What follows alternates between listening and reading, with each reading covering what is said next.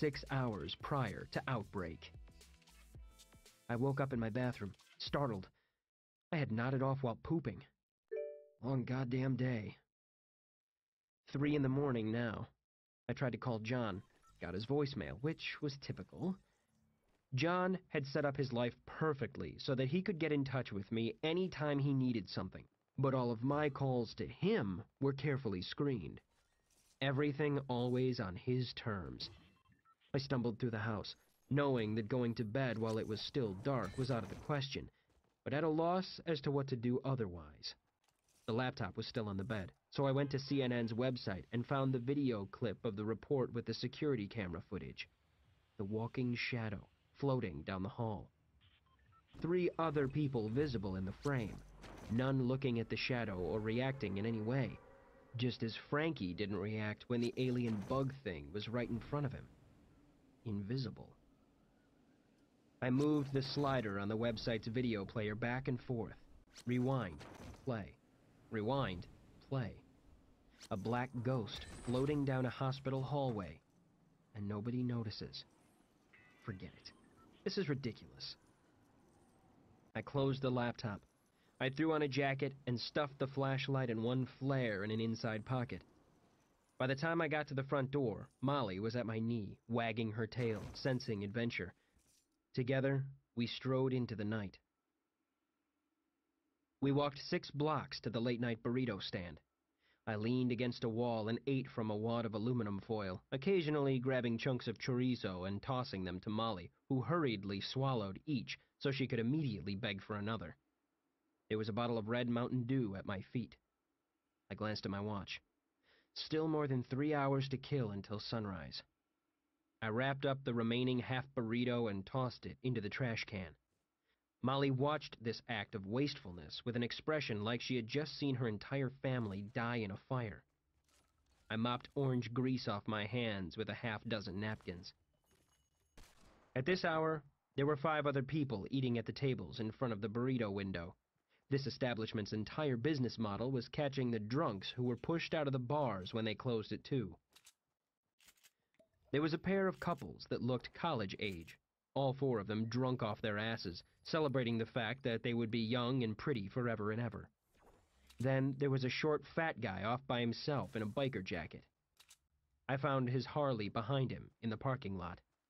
I wondered what his story was. Maybe he's riding across the country and will be in Ohio by this time tomorrow. I wondered which of the 5 were Batmen, and what their secrets were. You couldn't tell by looking. That was the point.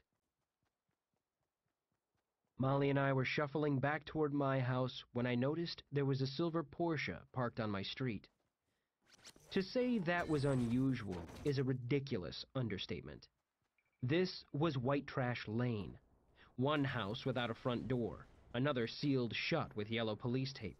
My little bungalow had my 1998 Ford Bronco parked in front. Sitting in the driveways of the next 3 houses was a 1985 Pontiac Fiero, a 95 Geo Tracker, and a 2004 PT Cruiser Woody. At least my property taxes were low. The Porsche was crouched low along the gravel shoulder in front of the doorless house I thought was abandoned, 3 doors down from mine. The gleaming machine looked like it had been warped here right off a showroom floor. Even the tires looked scrubbed down to a pure layer of factory rubber. I made it to the house and scanned around the yard. Nothing unusual. I was going to have to clean those gutters soon. The gigantic tree back there was dying and dropped every leaf by the first week of October. The leaves were ankle deep, but I knew they'd eventually blow into my neighbor's yard. The old guy who lived there seemed to like doing yard work, so I think that worked out for everybody. I let the dog poop in the yard and let myself in the back door. I passed into the living room and there was some freaking guy sitting there. He sat in my tattered recliner, making himself right at home. Probably 40 or so years old, dark hair with a little gray at the temples, about 3 days' growth of beard stubble that followed an angular jawline. He had a chin butt. He wore a leather jacket that had been manufactured specifically to look worn and faded right off the rack, over a black button-up shirt that sat open at the collar with the top 3 buttons undone. He wore jeans and cowboy boots, legs crossed casually. He looked like he had been clipped out of a catalog, and I immediately knew this was the owner of the Porsche. I said, "I think you wandered into the wrong house, buddy." He did exactly what I knew he was going to do, which is reach into an inside pocket and pull out a little leather ID wallet. He flipped it open. "Good morning, Mr. Wong. I'm Detective Lance Falconer. You and I are gonna have a talk." 5 hours prior to outbreak. Molly went right to the stranger in my living room. He scratched her behind the ears. Then she curled up at his feet. "Pretty dog. How long have you had her?" I hesitated, thinking at first this question was some kind of a trap. He was a cop after all. Then I decided that was silly and that he was just trying to be polite. Then I realized his being polite was itself a method of getting me relaxed and accustomed to answering his questions, and that in fact it was part of a trap. "She's my girlfriend's dog. She likes to bite people in the crotch, out of nowhere. You know, it's almost 4 in the morning." Lance Falconer glanced over at a framed picture on top of my television. It was a picture of me, looking chubby and pale, and my hair looking like it was being blown around in a hurricane, standing behind Amy with my arms wrapped around her, looking over her, her mop of red hair under my chin. She wore sunglasses and a huge smile. I wore the expression of a man worried that a stranger was about to steal my camera. "That your girl?" "Yeah, we're engaged." "She live here?" "She's away at school, learning to be a programmer." "What's this about?"